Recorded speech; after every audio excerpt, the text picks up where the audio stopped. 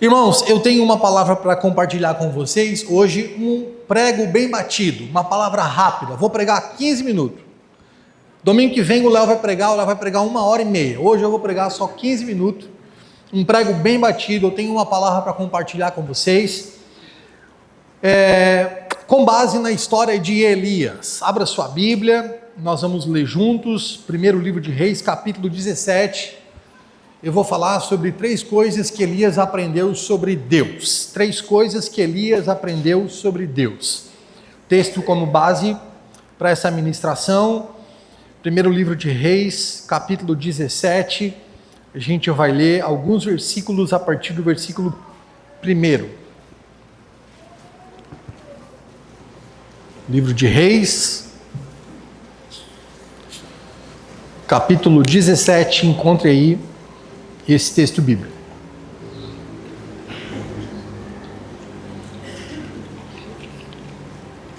Se você já encontrou e eu puder ler, diga amém.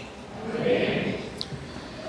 Ora, Elias de Tisbe, em Gileade, disse a Acabe: juro pelo nome do Senhor, o Deus de Israel, a quem sirvo, que não cairá orvalho, nem chuva nos anos seguintes, exceto mediante a minha palavra. Depois disso, a palavra do Senhor veio a Elias: sai daqui, vai para o leste, esconda-te perto do riacho de Querite, a leste do Jordão. Você beberá do riacho, e dei ordens aos corvos para ali te alimentar. O versículo 5 diz assim: ele fez o que o Senhor lhe tinha dito. Vou ler de novo apenas essa primeira frase.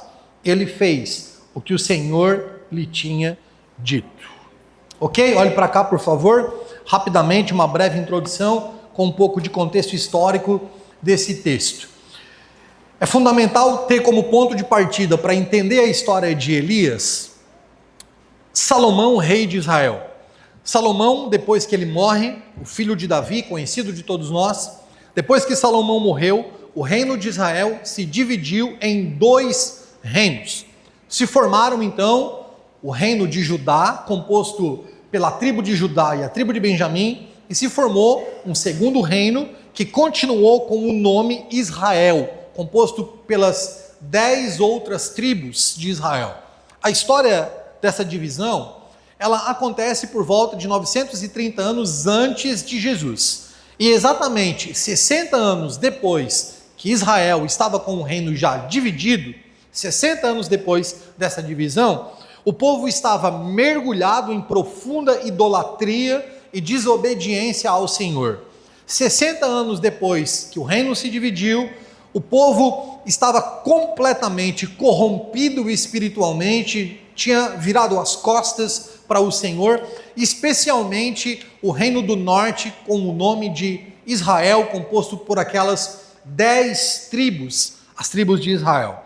É nesse contexto então de corrupção espiritual, em um período de divisão, em um período de rebelião, em um período em que a unidade não prevalecia, mergulhados nessa idolatria e corrupção espiritual, que Deus vai levantar um porta-voz, um profeta. Porque é isso que um profeta faz, é isso que um profeta é. Um profeta é um porta-voz de Deus. O profeta é alguém que fala aqui na terra aquilo que Deus quer comunicar ao seu povo. Deus levanta Elias, e Elias se dirige ao líder do reino do norte, se dirige ao líder do povo de Israel, do reino de Israel, o rei Acabe, e ali o Senhor usa o profeta para que ele confronte o pecado, para que ele confronte todos os atos de rebeldia e de idolatria que estava sendo praticado no reino do norte em Israel.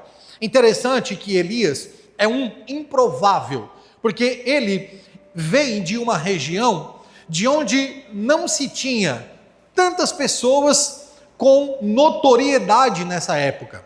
É bom lembrar um pouco antes da história que quando o povo vem do Egito, quando eles entram na Terra Prometida, algumas tribos de Israel, elas ficam do lado de lá do Jordão, e a maioria das tribos de Israel ficam do lado de cá do Jordão.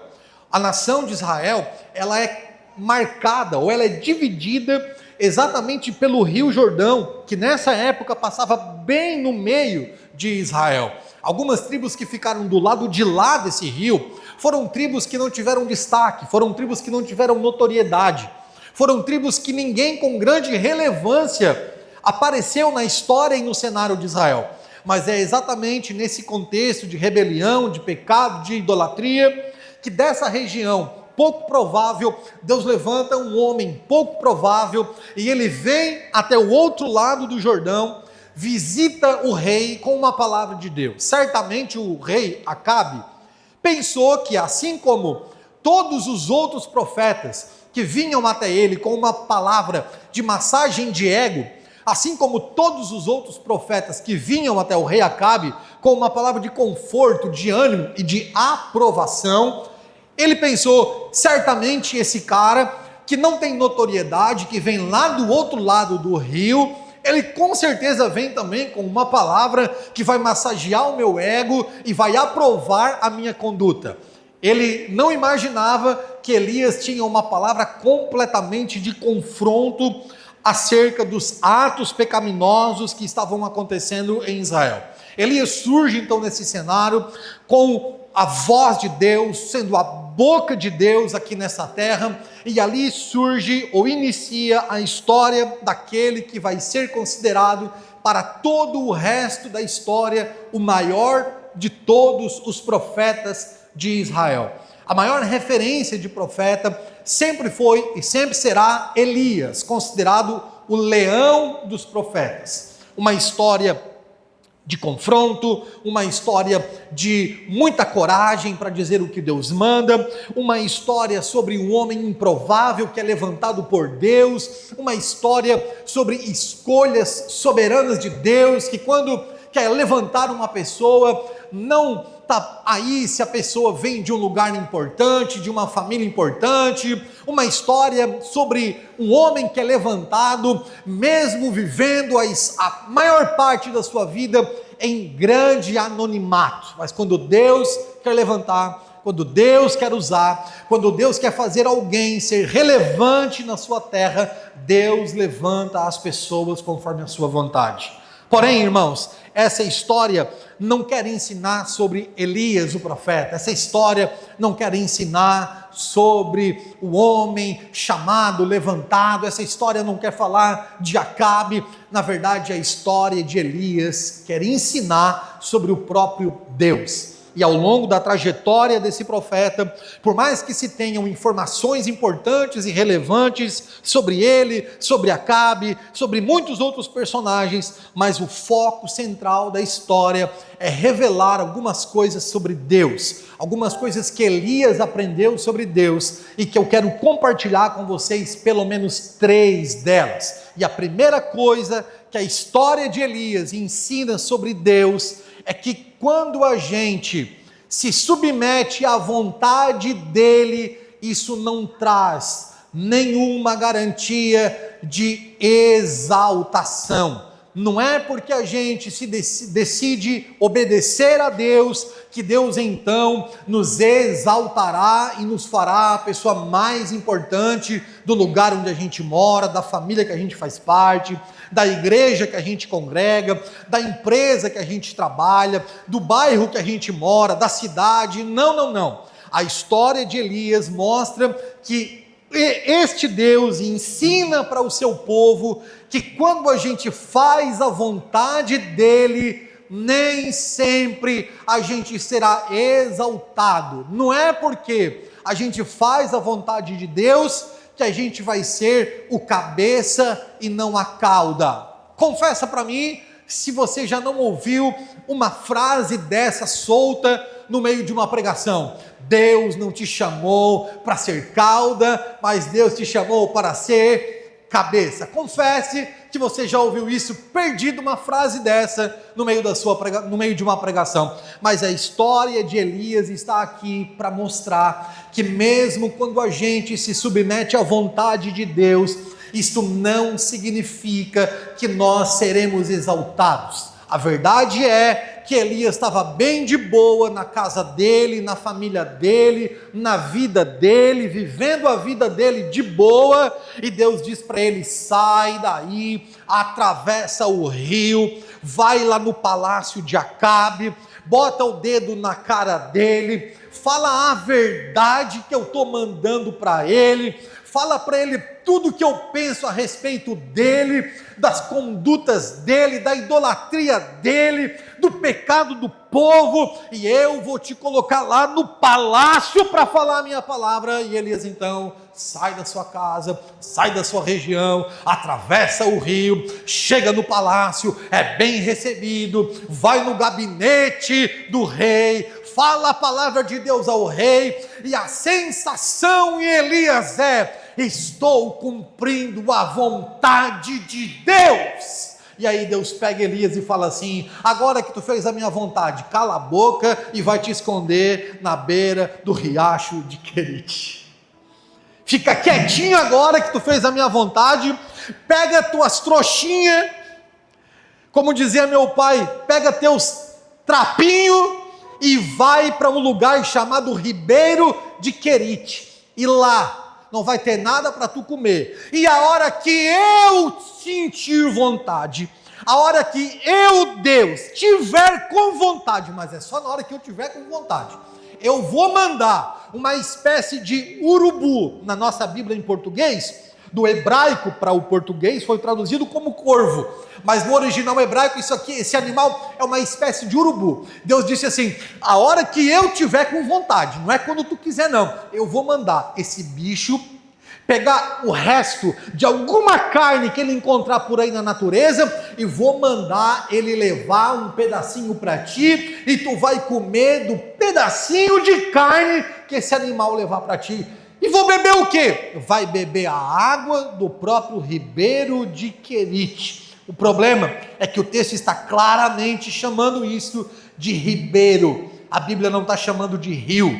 A diferença, irmãos, é que um ribeiro só tinha um pouquinho de água quando chovia. E o que é que ele foi lá dizer para Elias? Elias, a partir de hoje não vai mais chover. Olha a ironia, Deus mandou ele para o ribeiro que dependia de água de chuva, mas ele tinha acabado de profetizar que Deus não ia deixar chover por pelo menos 3 anos.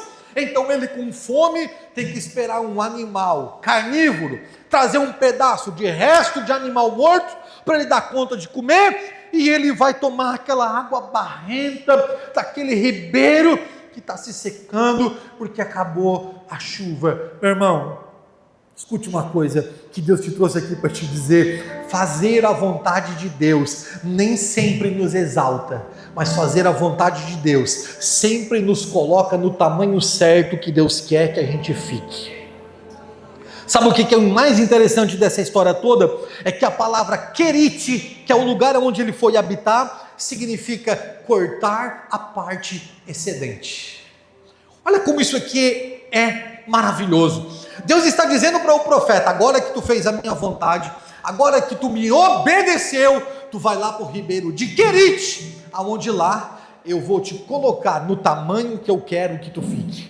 Eu vou te levar para o ribeiro de Querite, porque lá eu vou tirar os excessos que eu preciso tirar de você. Meu irmão, confessa mais uma coisa aqui para mim. Quantas vezes você obedeceu a Deus e pensou assim: agora chegou a minha vez? Quantas vezes você obedeceu uma ordem de Deus, então você pensou assim: agora que eu obedeci, agora Deus vai me levar para as cabeças. Agora que eu obedeci, agora eu vou voar. Agora que eu obedeci, Deus vai me exaltar. Mas a verdade é, irmãos, que fazer a vontade de Deus não significa exaltação, mas significa sim ser levado a um lugar, ser levado a uma circunstância em que Deus vai moldar a gente, tirando os excessos que precisam, para que a gente fique no tamanho que Deus quer que a gente fique, porque às vezes a gente está grandinho demais. Às vezes a gente está se sentindo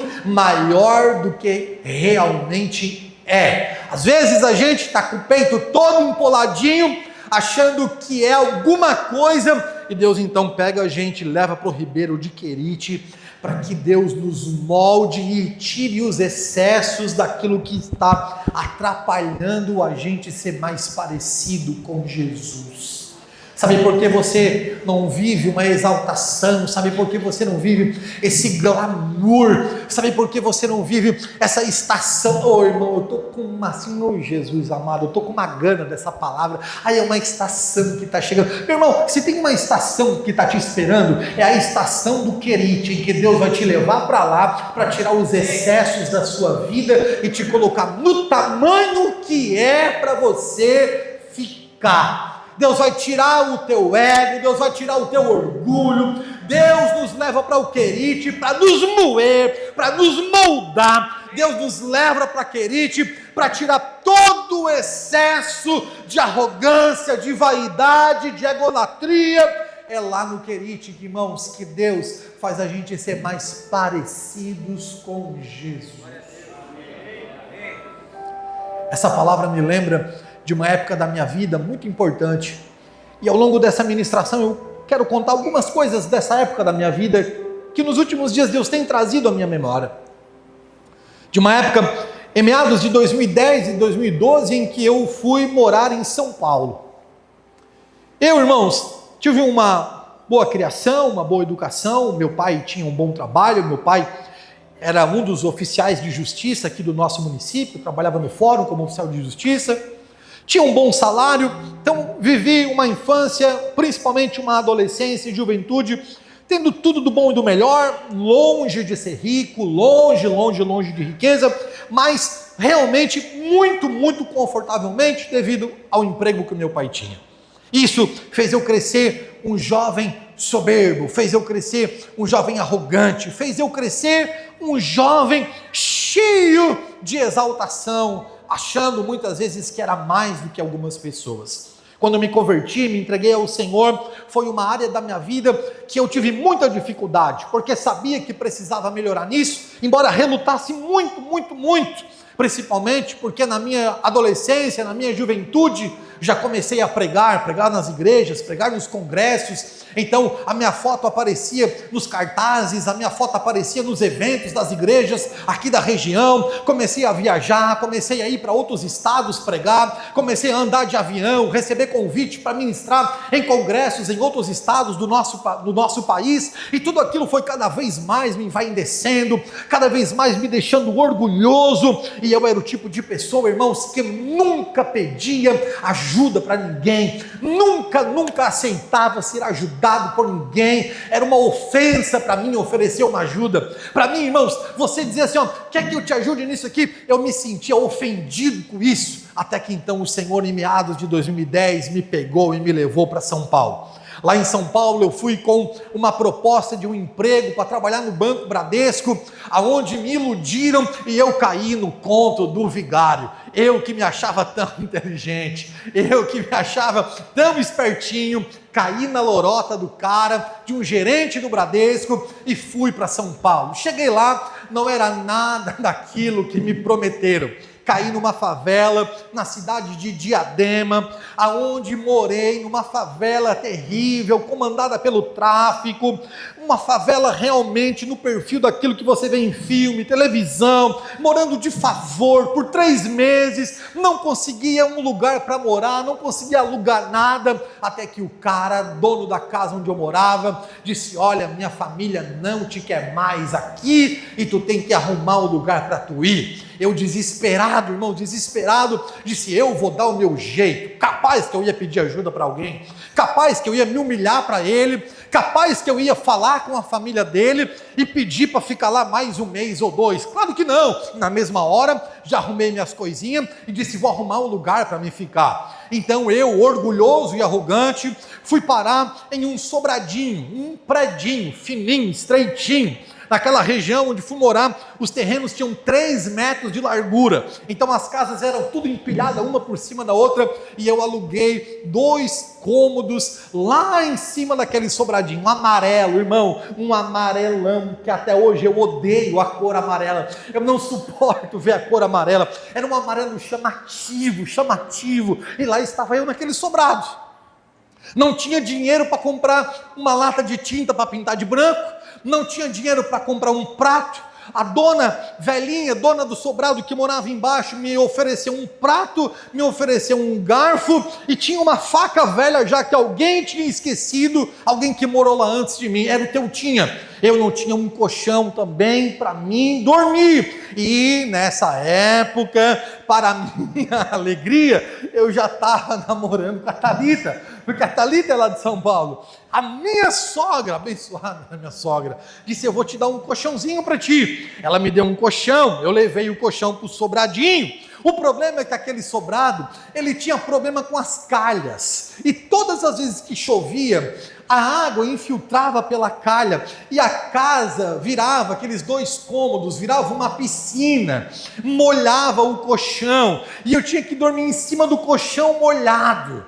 E eu podia muito bem, irmãos, eu tinha amigos aqui, muitos amigos, meu Deus, nessa época eu e o Léo, a gente era muito próximo, e o Léo dizia: rapaz, vem-te embora, rapaz. Eu dizia: não vou me embora, mas também não pedia ajuda para ninguém. Eu fico no colchão molhadinho, mas não peço ajuda para ninguém, dormi encolhidinho, mas não peço ajuda para ninguém, até, irmãos, que as coisas apertaram mais ainda, e eu experimentei. Foi por pouco tempo, não vou aumentar o testemunho não para sensibilizar vocês, vou ser bem fiel aqui na minha história. Foi por pouco tempo, foi por 3 meses, eu experimentei o que é a fome. Eu trabalhava em um lugar onde davam um lanche, pão com presunto e queijo todo dia de manhã. Então o que eu fazia? Eu chegava de manhã lá no serviço, eu comia quantos pão sobrasse, eu deixava todo mundo comer. Se sobrasse 5 pão, eu comia 5 pão, se sobrasse 7 pão, eu comia 7 pão.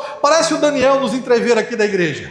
Irmãos, o que tinha de pão eu comia tudo que aparecia. Por quê? Porque eu não ia ter dinheiro para comer o resto do dia. Algumas vezes, porque orgulhoso como eu era, eu poderia comer todo dia no Bom Prato. Cadê o Paulista? Paulista está aqui? O Paulista sabe do que eu estou falando, porque lá em São Paulo tem um programa da prefeitura que é o Bom Prato, e que se almoça por R$1. Só que a fila, irmãos, é como daqui mais ou menos lá na Esquimó. Então você tinha que ter R$1 no bolso, mas tinha que enfrentar uma fila do tamanho de 1 quilômetro. E eu, orgulhoso, dizia: fico com fome, mas não pego a fila do Bom Prato. Chegava em casa às 6 horas da tarde, tomava 2 jarras d'água. Estou falando sério, não estou aumentando o testemunho não para sensibilizar vocês. Tomava 2 jarras d'água, enchia a barriga, ficava com o bucho desse tamanho, então ia dormir. Por quê? Porque a água dá a sensação de saciedade.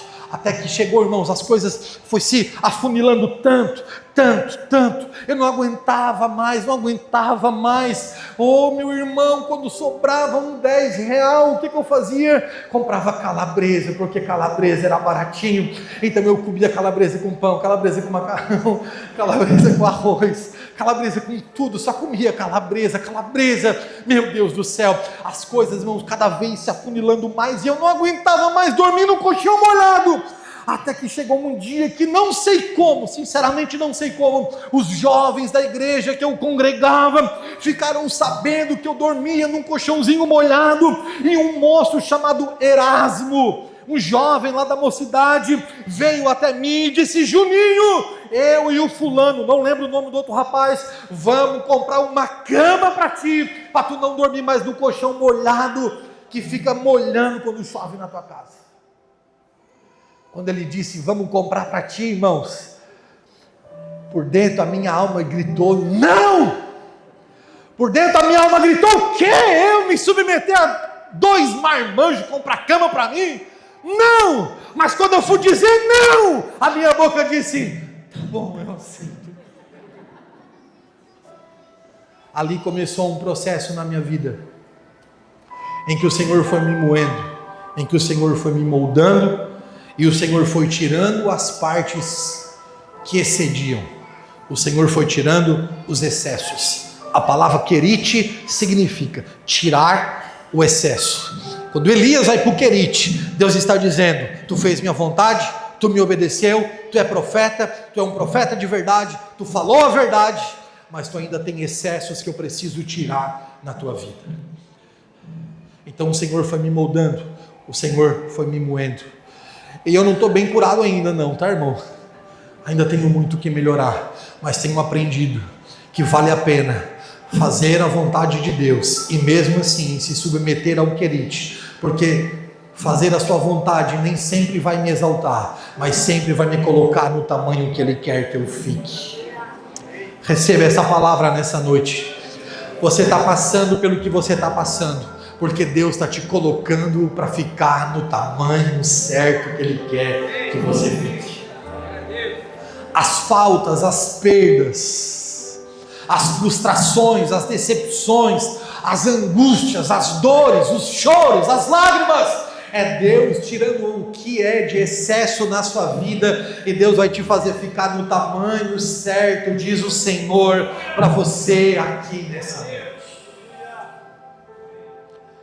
Nem sempre fazer a sua vontade me exaltará, mas sempre me colocará no tamanho que Ele quer que eu fique.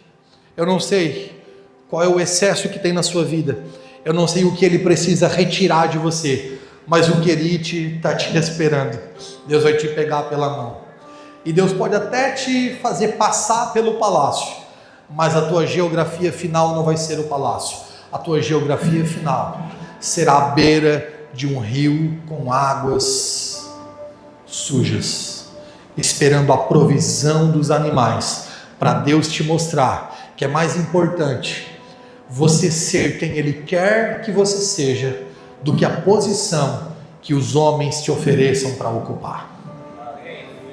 Elias está na escola de Deus, aprendendo sobre Deus, e dali ele vai para uma nova fase da sua vida, onde ele vai aprender a segunda coisa sobre Deus.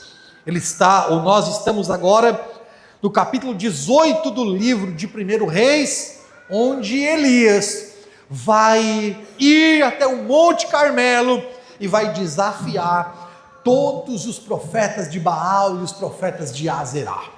Baal era uma mitologia, Baal era uma entidade que estava sendo adorada no lugar de Deus em Israel. Um Deus pagão, um Deus que não era Deus, que na mitologia cananeia tinha uma esposa, um Deus com uma esposa chamada Azerá. Então diz a história que Acabe traz para dentro da cultura do povo de Israel a adoração a Baal e a Azerá. A Bíblia diz que haviam 450 profetas de Baal e mais 400 profetas de Azerá. Esses 450 profetas, mais os outros 400 de Azerá, todos eles profetizavam apenas aquilo que Acabe gostava de ouvir. Então o Senhor diz para Elias: desafia todos os profetas, leva eles todos para um Monte Carmelo, prepara um sacrifício em um altar, peça para eles orarem, e tu também vai orar. Aquele que responder com fogo, este é o verdadeiro Deus. Elias faz como o Senhor orientou, vai com os 850 profetas falsos ao cume do Monte Carmelo. E então a Bíblia diz que os profetas de Baal e de Azera começam a orar, invocar o seu Deus. Eles se machucam, se retaliam, uma espécie de transe espiritual maligno. Eles se cortam, se chicoteiam, mas nada acontece, porque obviamente Baal não é Deus, Azera não é Deus. Elias então assume agora o seu posto, depois de ter passado toda a manhã e aqueles profetas orando. No início da tarde, Elias vai fazer uma oração de 30 segundos, pelo menos traduzindo para o português, 30 segundos, ele vai orar, e imediatamente, fogo de Deus vai descer do céu.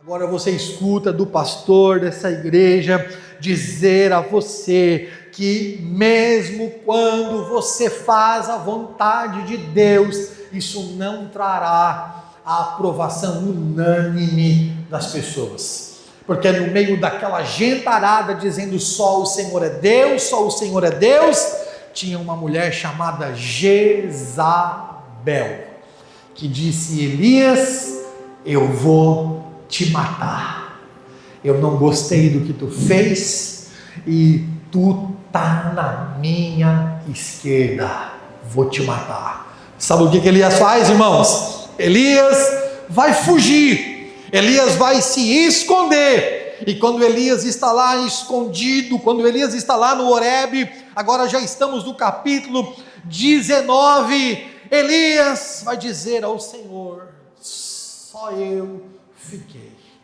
só eu era o profeta teu, só eu é quem resolvi, decidi, tive coragem de fazer a tua vontade, apenas eu sou um profeta verdadeiro. E como que tu permite que eu tenha oposição? Eu estou fazendo tua vontade, eu estou te obedecendo, como que tu permite que tenha pessoa me criticando, mesmo eu fazendo a vontade de Deus? Meu irmão, vamos aprender uma coisa juntos com Elias: fazer a vontade de Deus não significa a aprovação unânime das pessoas. Mesmo você fazendo toda a vontade de Deus, mesmo você cumprindo toda a vontade de Deus, ainda assim vai ter pessoas que vão te criticar, ainda assim vão ter pessoas que não vão aprovar o que tu está fazendo, e tu vai querer fazer como Elias, dizer: Deus, mas é a tua vontade que eu estou fazendo, e Deus vai te responder: a minha vontade não garante a aprovação unânime das pessoas.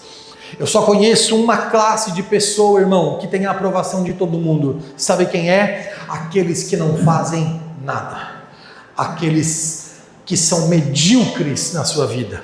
A palavra mediocridade não é uma ofensa como você pensa, não. Na verdade, a palavra mediocridade significa apenas uma pessoa que se submete a ficar na média de todo mundo. Mediocridade é uma pessoa que ela está contente em ser uma pessoa mediana naquilo que ela se propõe a fazer. Uma pessoa medíocre é uma pessoa que simplesmente deixa a vida levar. E o Senhor não te chamou para viver uma vida de mediocridade.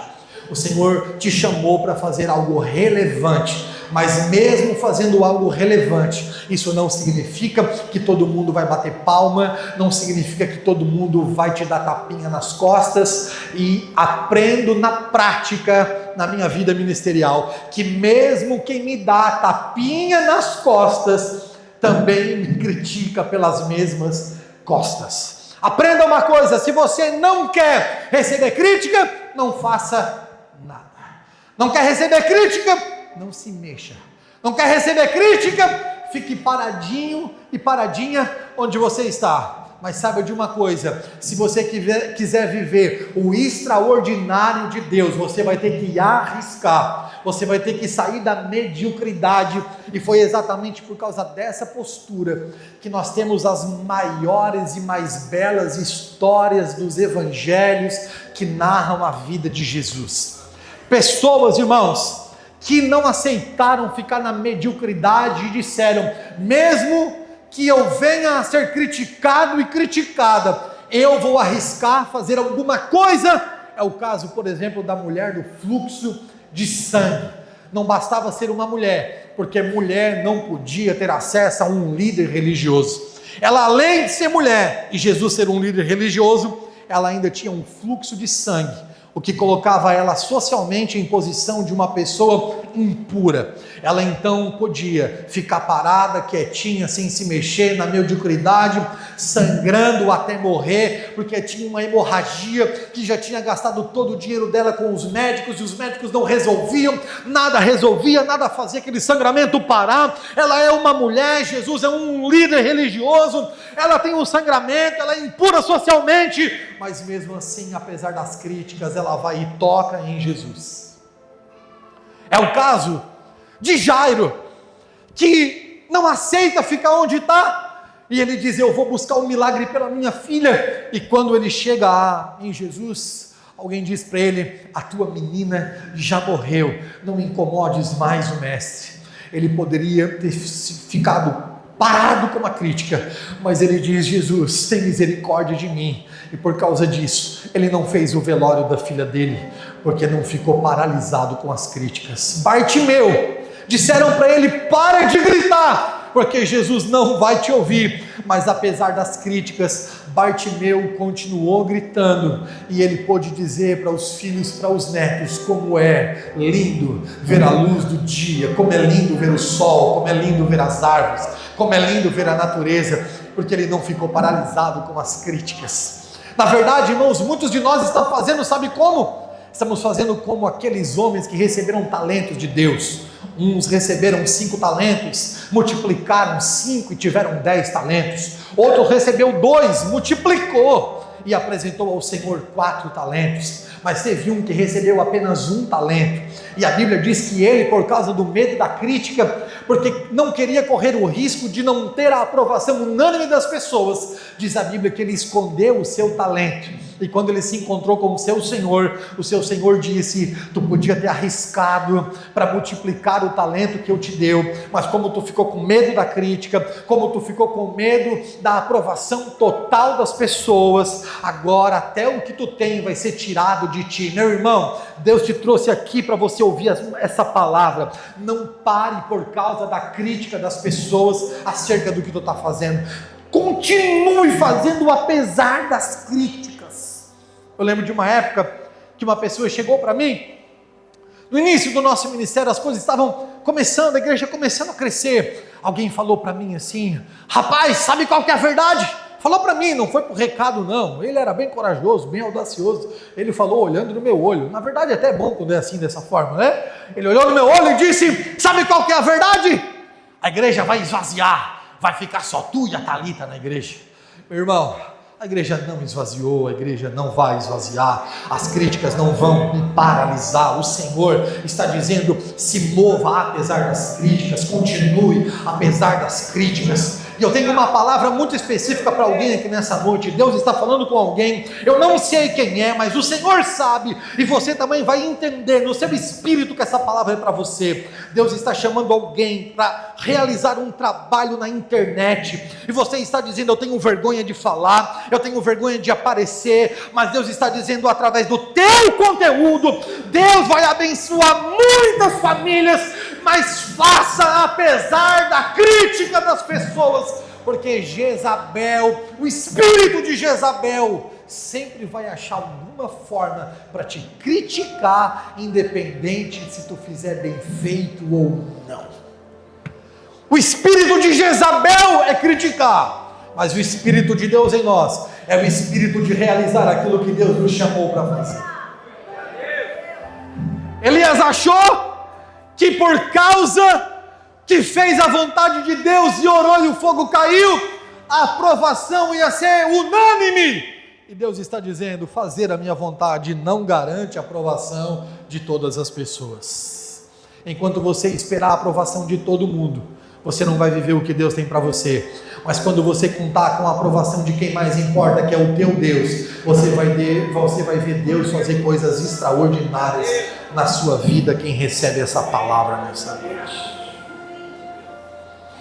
Para encerrar, a história de Elias continua, e ainda aqui no capítulo 19, ele agora em outra caverna, ele se esconde, não quer mais ser profeta, quer morrer. É uma crise existencial, e ele diz: eu não aceito mais fazer nada para Deus, quero morrer, quero morrer, quero morrer, quero morrer. Deus então chama Elias e diz: eu vou te dar mais uma experiência, então tu vais me conhecer mais um pouco, e eu vou me revelar a ti de uma forma tremenda. Elias então, dentro da caverna, cria expectativa. Falem comigo a palavra expectativa. Está fraco? Diga mais forte. Expectativa é a palavra que define esse momento. Elias está criando expectativa porque ele está no fundo da caverna, e a palavra de Deus é: eu vou me manifestar. E a Bíblia diz então que veio um vento fortíssimo que chegou a separar os montes e esmigalhou as rochas, mas o Senhor não estava no vento. Depois do vento, houve um terremoto, mas o Senhor não estava no terremoto. Só que depois do terremoto, diz a Bíblia que veio um fogo. Quando veio o fogo, Elias então se encheu de ânimo. Por quê? Porque Elias lembrou que momentos e dias antes ele tinha orado no Monte Carmelo, e no Monte Carmelo Deus tinha respondido com fogo. Passou o vento forte, não era Deus. Passou o terremoto, não era Deus. Mas quando veio o fogo, Elias então pensou: eu conheço esse fogo, eu sei como o meu Deus age, eu sei como é o agir do meu Deus. Agora ele vai se mover e vai se revelar. Mas a Bíblia diz: Deus não estava no fogo. E depois do fogo, um murmúrio, uma brisa suave passa pela frente da caverna, e Deus se revela ao profeta. E ali Elias estava aprendendo a terceira coisa sobre Deus: que Deus não segue um script, Deus não segue um cronograma. O Deus que um dia se revelou para ti com fogo, não é obrigado a na próxima vez se revelar com fogo de novo. O Deus que uma vez te respondeu com fogo, pode muito bem na próxima vez te responder com uma brisa suave, porque Ele faz como Ele quer. A terceira coisa que Elias aprendeu sobre Deus é que Deus não segue uma cartilha para agir. Deus não segue um manual. Deus não tem lá no céu um script que Ele é obrigado a seguir. Ele é Deus e se revela a mim e se revela a você como Ele quiser. Eu disse para vocês que essa palavra me faz lembrar de uma fase da minha vida.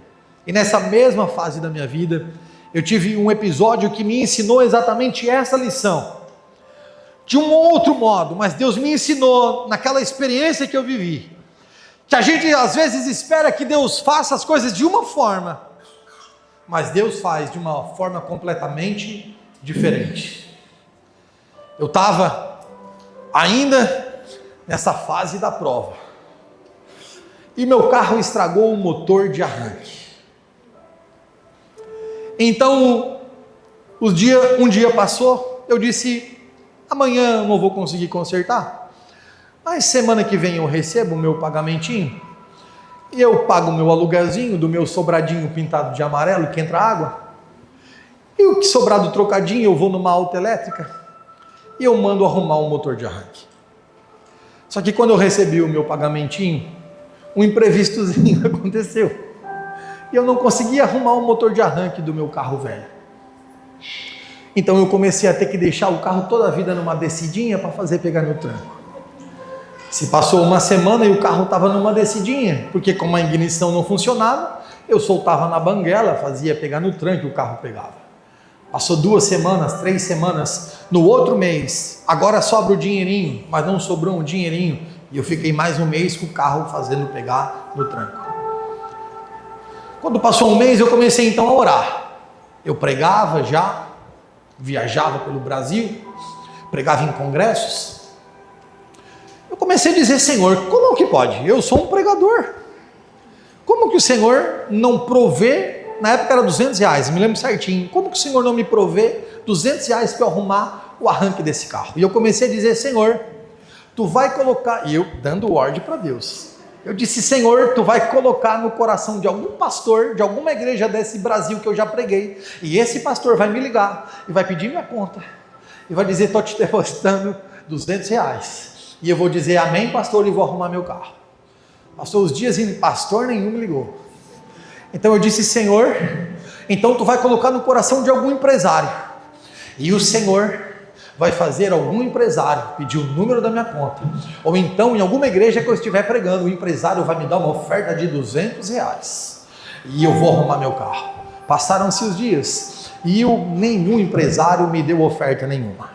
Então eu apelei, e eu disse: Senhor, os jovens da igreja que compraram a cama para mim, Senhor, de repente eles me ofertam R$200, mas os dias passaram, e os jovens não ofertaram os R$200, até que eu fiquei 2 para 3 meses com o carro, tendo que ficar na descidinha para pegar no tranco.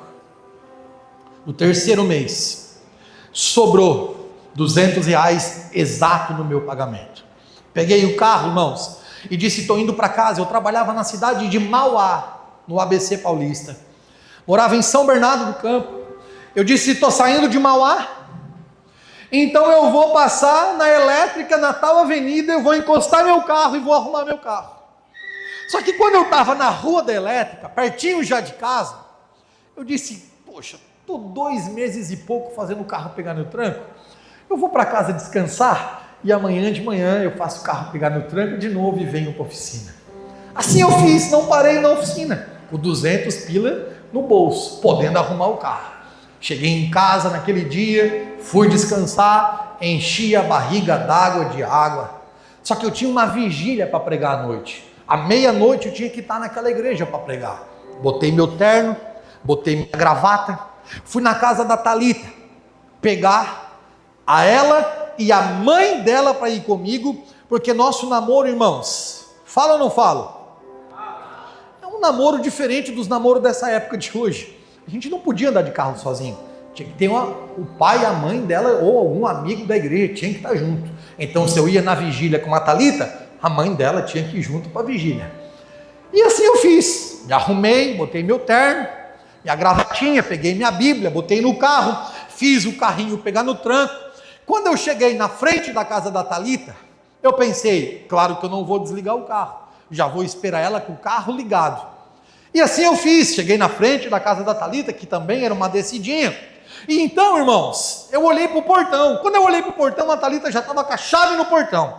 Eu distraído, olhando para aquela moça bonita vindo na minha direção, eu não percebi que um carro veio e me fechou, me trancou. Daquele carro, irmãos, saíram 2 rapazes. Eles estavam em 3. Um estava dirigindo e 2 saíram do carro.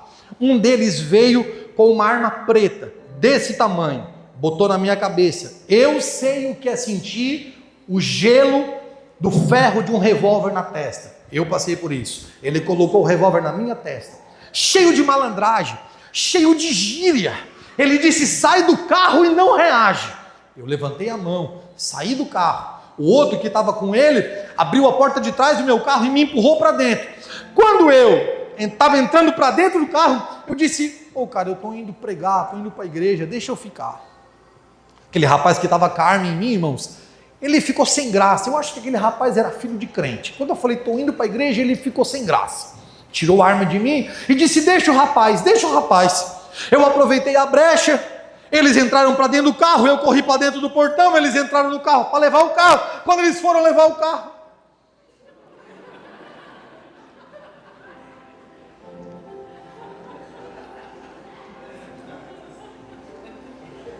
olha aqui para mim, olha para minha cara gorda. Se Deus tivesse respondido a minha oração e mandado o empresário me ofertar R$200. Ei, e se Deus tivesse mandado um pastor fazer uma oferta de R$200? E se os jovens da igreja tivessem ofertado para mim R$200? O que eu teria feito com R$200? Teria arrumado o carro e naquela noite teria perdido o meu carro. Só que Deus estava dizendo: aquela vez da cama eu fiz de um jeito, só que agora, para tu continuar com o teu carrinho velho, eu quero fazer de outro jeito. Elias, no Carmelo foi com fogo, mas aqui no Horebe é com uma brisa suave passando na frente da câmara. Sabe por quê, irmão? Porque a história de Deus, a história de Elias mostra que Deus não é obrigado a fazer sempre do mesmo jeito. Deus não é obrigado a agir sempre da mesma forma. Deus faz como Ele quer. Fique de pé nessa noite. Fique de pé.